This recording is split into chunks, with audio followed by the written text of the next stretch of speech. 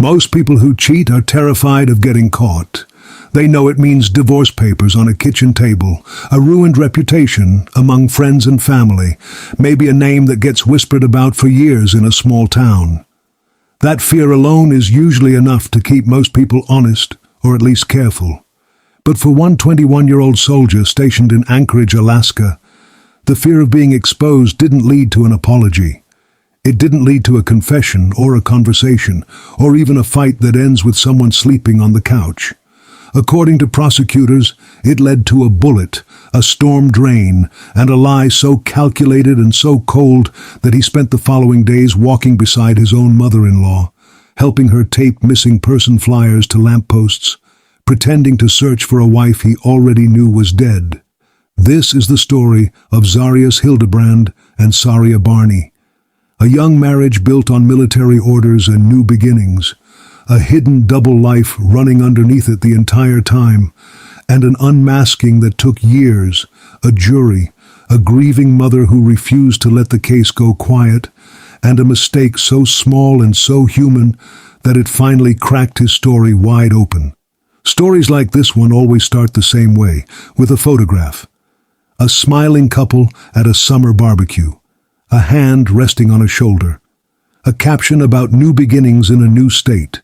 That's the version of this marriage the world was allowed to see.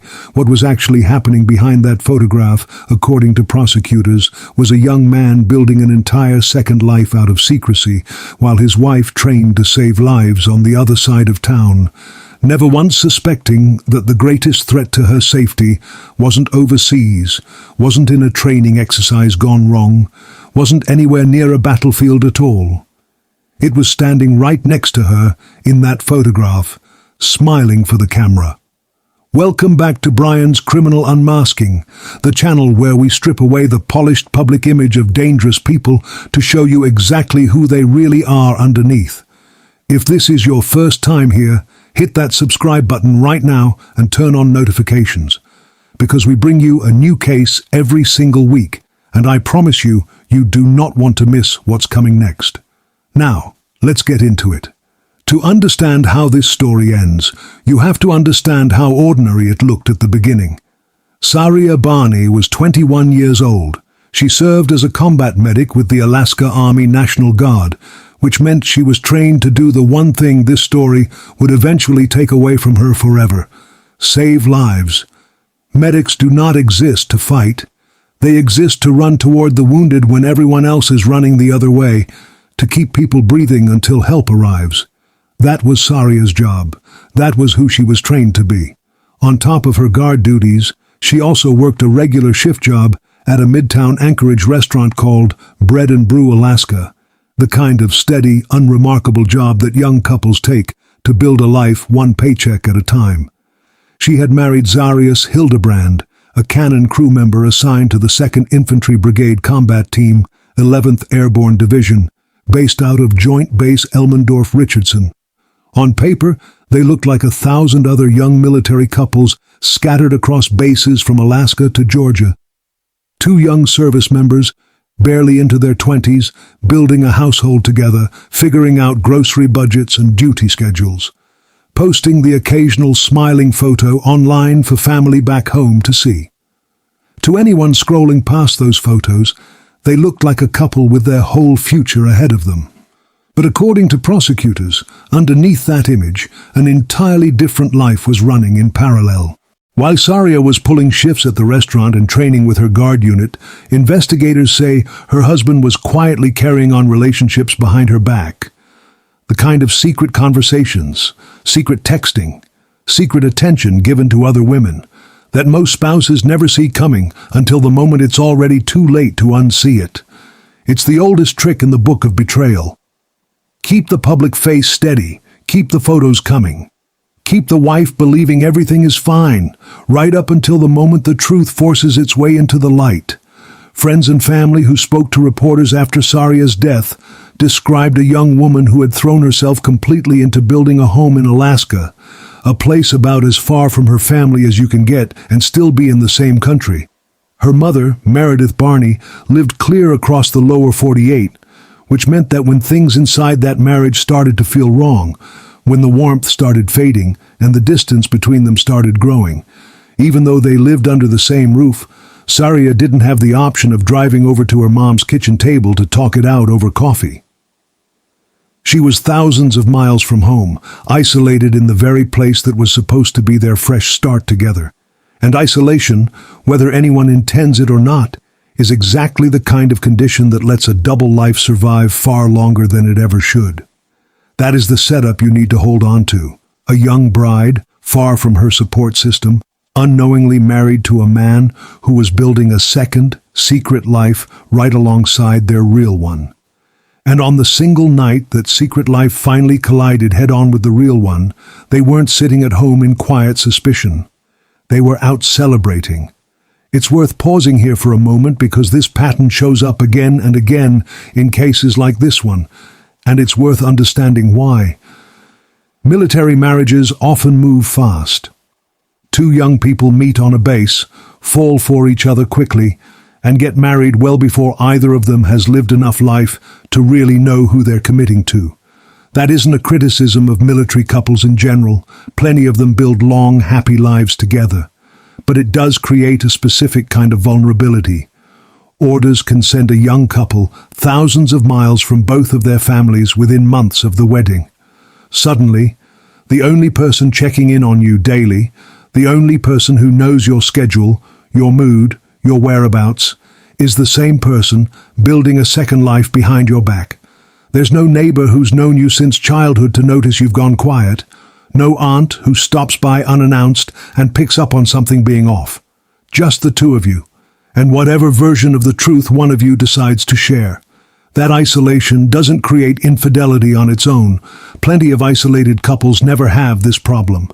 But when someone is already inclined towards secrecy, isolation gives that secrecy room to grow completely unchecked. There's no one around to catch the inconsistencies, no one to notice the phone habits changing, the late nights at the gym that stretch a little too long, the sudden interest in privacy settings. In Saria and Zarius's case, prosecutors say that room to grow is exactly what he used, month after month, while his wife worked her shifts and trained with her unit, having no idea that the version of her husband she went home to every night was only half of who he actually was. August 5th, 2023, was Zarius Hildebrand's 21st birthday, a milestone. The kind of birthday young people mark with friends, with drinks, with the sense that a new chapter of adulthood has officially begun. According to his own account, later given to police and eventually repeated on the witness stand, he and Saria spent that night bar hopping around Anchorage with a group of friends, drinking heavily, celebrating like any young couple stationed far from home might celebrate a birthday.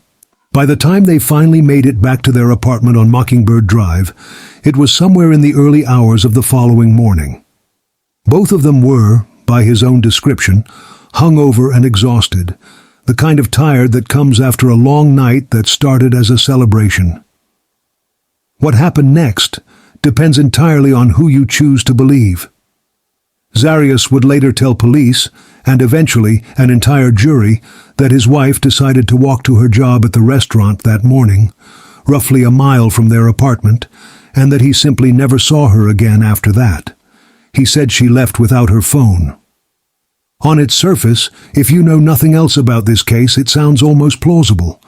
A young military spouse, a little hungover, heads out the door for a normal shift at work, same as any other morning. Except that story started falling apart almost immediately, and it fell apart because of the people who actually knew Saria. Her co-workers told investigators that at around 10:45 that morning, they received text messages from her own phone number saying she wasn't coming into work. On the surface, that sounds reasonable enough. People call out sick. People send a quick text instead of a phone call sometimes. But the people who worked alongside Saria, who knew her daily habits, told police something that should send a chill down your spine. Saria never texted out sick.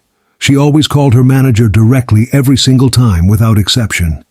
It was such an ingrained habit, such a consistent part of who she was, that when those out-of-character messages came through that morning, it planted the very first seed of doubt in the minds of the people who knew her best.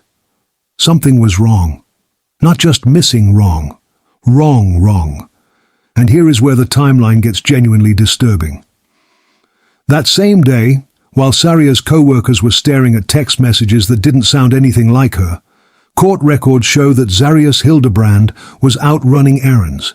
He purchased a 96-gallon trash can on wheels, a new set of bedsheets, a bottle of hydrogen peroxide, an empty spray bottle. Sit with that for a moment. On the very day his wife supposedly vanished during a routine walk to work, her husband was out purchasing industrial-strength cleaning supplies and a trash bin large enough, by design, to hold far more than household garbage. He did not report her missing that day. He did not report her missing the day after that either. According to court documents, it wasn't until the evening of August 7th, a full 2 days after she was last seen alive, that Zarius Hildebrand finally picked up the phone and called it in. Ask yourself what an innocent, panicked husband does when his wife doesn't come home from a normal walk to work. Does he wait 2 days? Does he spend that time at Fred Meyer and Lowe's? Or does he call every friend she has, drive every route she might have taken, and dial 911 within the hour? The gap between those two realities is where this case begins to unravel. If you're still watching at this point, drop a comment below with the words, "I'm still here." Let's see exactly who is locked into this story with me tonight, because it only gets more disturbing from here. And while you're down in the comments, I want to hear your honest theory. Do you believe a person can become so consumed by the fear of their secrets being exposed, so terrified of losing the image they've built, that it pushes them all the way to violence? Type your answer below, because I am going to be reading through those comments after this video goes up. Once Saria was officially reported missing, her mother Meredith Barney did not sit by the phone waiting for updates from 1,000 miles away. She got on a plane immediately and flew straight to Anchorage, walking into a situation no parent should ever have to face. What she found when she landed was a son-in-law who, in her own words to reporters afterward, put on a front. He walked beside her for hours. He helped post missing person flyers on telephone poles and store windows around Midtown. He joined organized search parties alongside neighbors, fellow soldiers, and volunteers who had never met Saria but showed up anyway, because that's what communities do when someone goes missing. He played every part of the desperate, frightened husband with what witnesses would later describe as unsettling composure. Meredith would later tell the court that Zarius lied to her repeatedly during those very searches, all while knowing exactly what had happened to her daughter. Think about the sheer coldness required to do that. Not a single slip of panic, not a single unguarded moment of grief that didn't quite match the situation, at least not one visible enough for anyone to catch in real time. He searched, he posted, he comforted. And according to prosecutors, he did it all while sitting on the truth like a stone.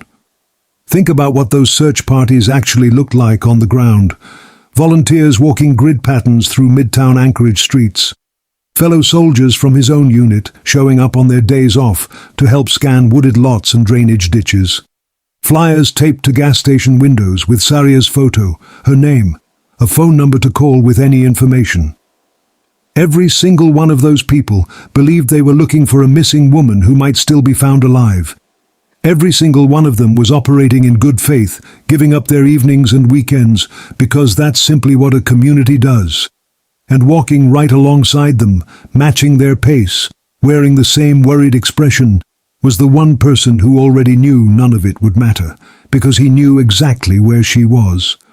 Neighbors who lived near the couple's apartment complex told local reporters afterward that the entire street had been blanketed with flyers within days, that people who had never even met Saria found themselves scanning ditches and parking lots on their own time, hoping to be the one who found her safe.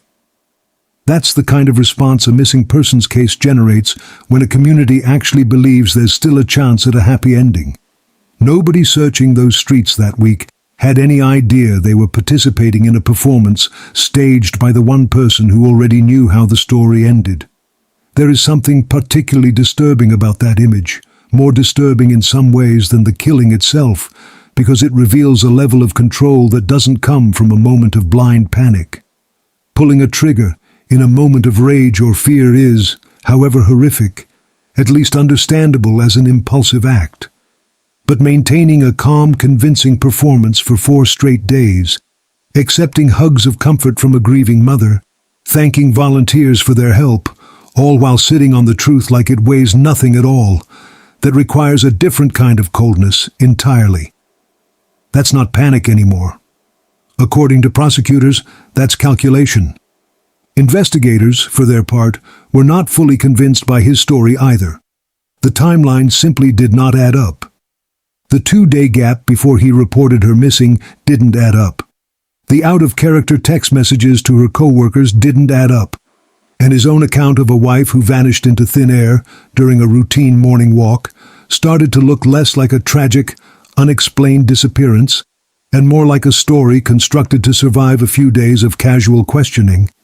Not a real sustained investigation with detectives who know exactly what inconsistencies to look for. That investigation moved fast once it got rolling. Anchorage police brought in a drone to search the terrain around the couple's apartment complex, scanning the ground near the intersection of the Seward Highway and Dowling Road, an area of drainage systems and utility easements that most residents walk past every day without a second thought. On Thursday, August 10th, that aerial search paid off in the worst possible way. Officers located Saria's body inside a storm drain, not far at all from the home she had shared with her husband, 100 yards, according to investigators. The distance between the life she thought she had and the end she actually met was less than the length of a single city block. The following day, Zarius Hildebrand was taken into custody. He was booked into the Anchorage jail on charges of first-degree murder, second-degree murder, and tampering with physical evidence.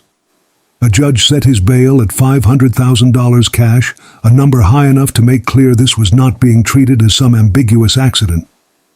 Standing in that courtroom during his arraignment, Meredith Barney did not hold back. She told the judge directly that her son-in-law had walked around with her for hours searching for her daughter, all the while knowing she was already dead. She said he had lied to her again and again throughout that ordeal, playing the part of a concerned husband while hiding the truth the entire time. Picture that scene for a second. A grieving mother, standing feet away from the man she now believes murdered her child, describing to a judge exactly how he manipulated her grief and her hope during the worst days of her life. That is not just betrayal of a marriage. That is betrayal of an entire family's trust, weaponized during the very search for the truth. The case moved through the court system for years after that, the way major felony cases so often do, winding slowly through pretrial hearings, discovery motions, and procedural delays, while Saria's family waited, month after month, for the answers a courtroom could finally provide. Meredith attended nearly every single hearing, sometimes flying up in person, sometimes appearing by phone from her home state thousands of miles away, refusing to let her daughter's case quietly fade into a stack of case files gathering dust in an evidence room. At one hearing, she spoke with reporters about her frustration at the pace of the process, making clear that grief does not simply pause because a court calendar is full. 3 years is a long time to wait for a trial date. It's long enough for public attention to drift toward newer headlines, longer enough for a case to lose the momentum it had in those first raw weeks after a body is found. But Meredith didn't let that happen. She showed up to hearing after hearing, sometimes traveling enormous distances just to sit in a courtroom gallery for a procedural motion that lasted 20 minutes. She spoke to local reporters when the case resurfaced in the news cycle, keeping her daughter's name and face in front of the public rather than letting the story fade into a case number buried in a court docket. For a mother in her position, that kind of persistence isn't optional. It's often the only tool left available to make sure a justice system, however slow, doesn't quietly lose sight of why the case matters in the first place. She wanted the world to remember Saria not by the married name that ended up permanently attached to a murder case, but as the young woman she had actually raised. After her death, Saria's family made a deliberate point of referring to her using her maiden name, Saria Barney, in nearly every public statement and every piece of press coverage. It was a small act, but a meaningful one. reclaiming her identity from the man accused of taking her life, refusing to let his name be the last word attached to who she was. Finally, in June of 2026, nearly 3 full years after Saria's body was pulled from that storm drain, Zarius Hildebrand's trial began in an Anchorage courtroom. Prosecutors laid out their case methodically, piece by piece, for the jury. They told the story of a couple out celebrating Zarius's 21st birthday that August night, drinking heavily with friends late into the evening. And they argued that at some point after the couple returned home, Saria discovered evidence that her husband had been unfaithful throughout their marriage, evidence that finally exposed the second life he had been so carefully hiding from her. According to the state's theory of the case, it was that exact moment of discovery, that sudden unraveling of every lie he had maintained, that led directly to her death by gunshot inside their own home, in the place that was supposed to be their safest space together. The defense fought back hard, and they did it in the most direct way possible. They put Zarius on the stand. It was, without question, the single most talked about moment of the entire trial. Zarius Hildebrand testified in his own defense, and what he chose to admit was almost as striking as what he chose to deny.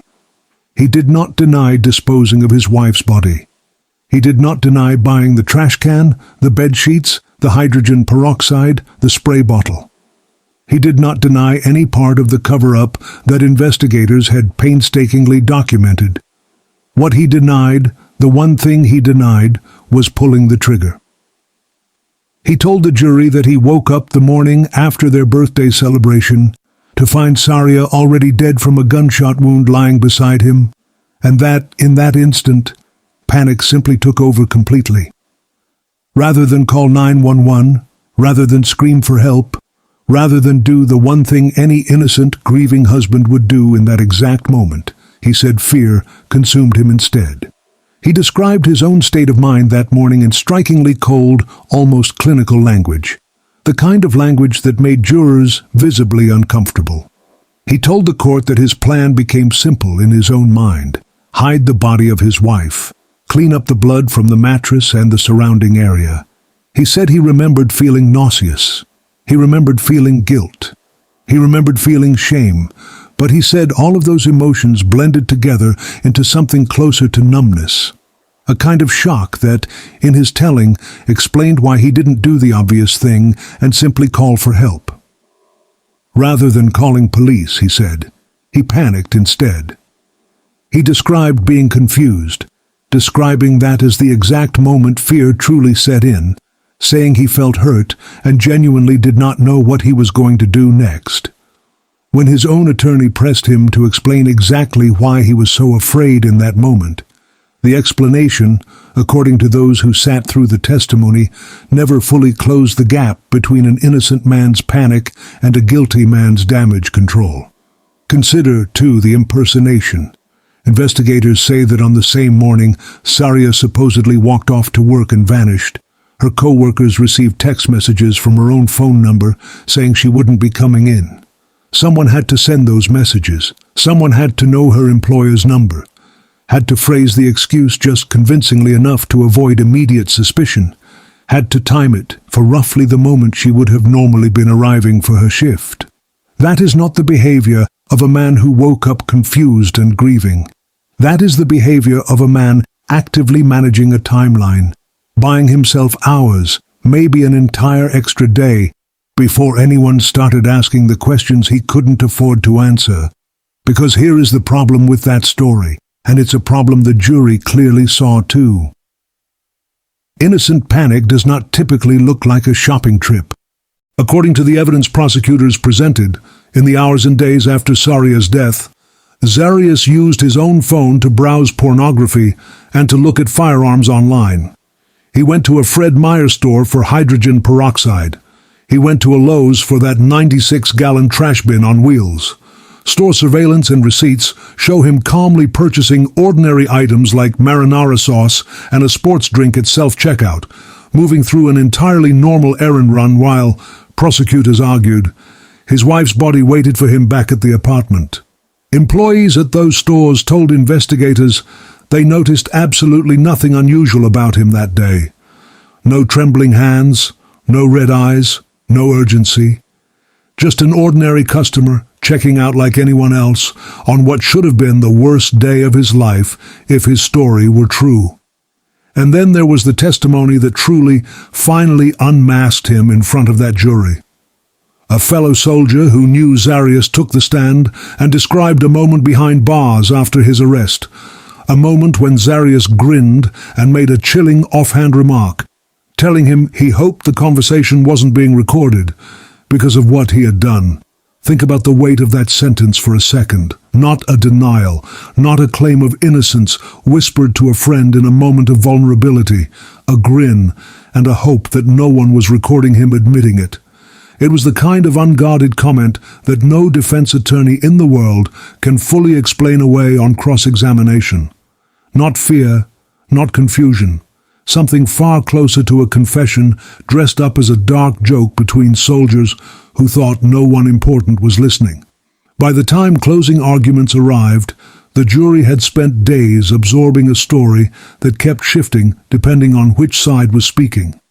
The prosecution's version was simple and devastating. A young husband, confronted with proof of his own betrayal, chose violence over accountability, then spent his remaining freedom trying to erase every trace of what he'd done.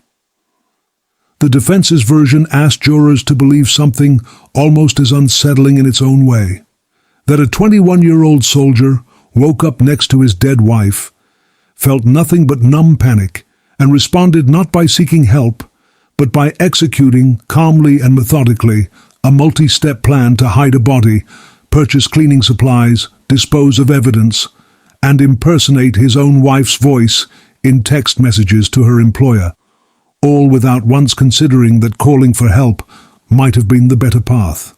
Jurors had to weigh physical evidence against testimony, timelines against explanations, and ultimately, the actions of a man in the hours after his wife's death against the story he told about his own state of mind in that moment. Actions, in the end, tend to speak far louder than explanations offered years later on a witness stand, particularly when those actions involve online shopping for firearms, a calm supermarket run, and a carefully impersonated text message sent from a dead woman's phone to spare himself a few hours of difficult questions from her employer. On June 25, 2026, after years of waiting, the jury finally returned its verdict. They did not convict Zarius Hildebrand of first-degree murder, the most serious charge he faced, the charge that would have required proving deliberate, premeditated intent beyond what the evidence could establish to their satisfaction. But they found him guilty of second-degree murder, along with multiple counts of tampering with physical evidence, the very acts he had already admitted to on the stand. As that verdict was read aloud in the Anchorage courtroom, witnesses said Hildebrand stood completely still, showing no visible emotion whatsoever. No tears, no collapse, no outburst. Just the same flat, composed expression that had unsettled Meredith Barney years earlier, back when he was walking beside her during those search parties, pretending to hope for a miracle he already knew, with absolute certainty, would never come. Under Alaska law, second-degree murder carries a sentencing range of 15 to 99 years in prison. His sentencing hearing has been scheduled for October, when a judge will finally decide exactly how much of his own life he forfeits for what he took from Saria and from every single person who loved her. Saria Barney was 21 years old when she died. She wore the uniform of the Alaska Army National Guard with pride. She served as a combat medic, someone specifically trained to save lives, to run toward danger when everyone else runs away from it. She should have had decades ahead of her, decades of deployments and homecomings, of birthdays and promotions, maybe children of her own one day. Maybe a whole life built on the same instinct to care for others that made her choose to become a medic in the first place. Instead, her story ends in a storm drain 100 yards from the apartment she once proudly called home, because the man she married was more afraid of being exposed as a cheater than he was of becoming a killer. It's worth remembering, too, that Saria wasn't just a name attached to a tragic case file. She was someone who chose a path in life defined by looking after other people, first as a guardsman training to treat combat injuries, then as a restaurant employee working a regular shift alongside co-workers who clearly cared enough about her to notice something was wrong the moment her texting habits changed. That's not a small thing. In a lot of cases like this, the small human details are what get lost in the retelling. The people who worked with her caught the inconsistency almost immediately, because they knew her well enough to sense when something didn't add up. That single detail, an out-of-character text message, ended up being one of the very first cracks in a story that otherwise might have held together a little longer than it did. Zarius Hildebrand spent years hiding behind two separate masks, layered one on top of the other. First, the mask of a devoted young husband, smiling in photos, building a life, while he secretly betrayed the marriage behind closed doors. And then, after August 6, 2023, an even darker mask. The mask of a desperate, grieving spouse, walking door to door with missing person flyers, joining search parties in the Alaska cold, comforting his own mother-in-law with lies, all while knowing exactly where his wife's body was resting the entire time. But masks like that do not last forever, no matter how convincing the performance. Drones eventually find storm drains. Co-workers eventually notice text messages that don't sound like the person who supposedly sent them. Store clerks eventually get asked by detectives to pull old surveillance footage. Cellmates eventually remember careless words said with a grin, thinking no one important was listening. And juries, given enough time and enough evidence laid out piece by piece, eventually see straight through the performance to the person underneath it. There's a broader pattern worth sitting with here, one that shows up in case after case on this channel. It's rarely the affair itself that turns deadly. Affairs, as devastating as they are, usually end in divorce court, not a storm drain. What turns deadly again and again is the moment someone realizes their carefully constructed image is about to collapse in front of the one person whose opinion of them matters most. And they decide, in that instant, that controlling the narrative matters more than the life of the person standing in front of them. It's never really about the cheating. It's about what the cheating threatens to expose, the image, the reputation, the version of themselves they've spent months or years selling to everyone around them, including, in cases like this one, the very person they married. And that's exactly why the aftermath in this case is so hard to watch. It would have been one thing for Zarius Hildebrand to panic in a single terrible moment and then immediately seek help, to call 911 with a shaking voice and let the truth start unraveling on its own terms. That would still be a tragedy, but it would be a human one. What actually happened, according to the evidence laid out at trial, was something closer to project management. A supply run, a cover story, an impersonated text message timed almost to the minute his wife would have normally been arriving at work. A search party attended in person, day after day, with a face that never once slipped. That level of sustained control isn't what panic looks like. It's what someone looks like when they've already decided the truth is not an option, no matter what it costs the people around them. That is what unmasking really means on this channel. It's not just about revealing a killer's face to the public. It's about tracing every single choice, every lie, every calm errand run in the middle of a cover-up, and showing you exactly how a person can build an entire second identity out of nothing but deception, right up until the moment it all collapses under the weight of the truth. And it's worth remembering, once the cameras stop rolling and the courtroom empties out, that the person whose story actually deserves to be remembered here isn't the man in the defendant's chair. It's the 21-year-old medic who put on a uniform to help people, who worked a regular restaurant job to build a life, and who trusted the wrong person with her future. Every detail we've walked through tonight, the flyers, the drone search, the storm drain, the trial, exists only because of the life that was taken from her. That's the part of this story worth carrying with you long after this video ends. Thank you for watching this breakdown here on Brian's Criminal Unmasking. If this case moved you the way it moved me while researching it, do me a favor right now.